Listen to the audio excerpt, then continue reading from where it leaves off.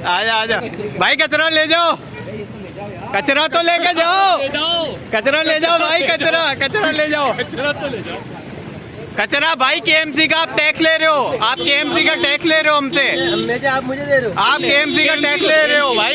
ये कचरा लेके जाओ, केएमसी का आप टैक्स ले रहे हो, आप लेके जाओ कचरा, जाओ, केएमसी का टैक्स ले रहे हो आप हमसे, बस छोड़ो।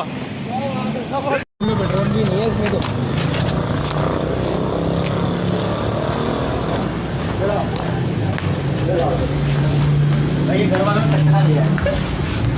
कचरा, ये कचरा भेजा भाई, ये प्याज का कचरा निकला था, ये तुम्हारे को भेजा है, तुम लोग उठाने नहीं आए कचरा, तो ये कचरा है, ये आप फेंक देना इसको, सही है।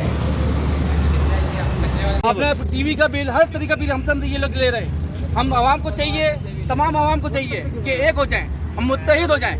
बहुत हो गया हमारे पास, जुल्म बहुत हो गया है, हमारे पास गैस नहीं आ रही, लाइट नहीं आ रही, बिजली का बिल डबल तिबल आ रहे हैं, हम कहाँ से भरेंगे।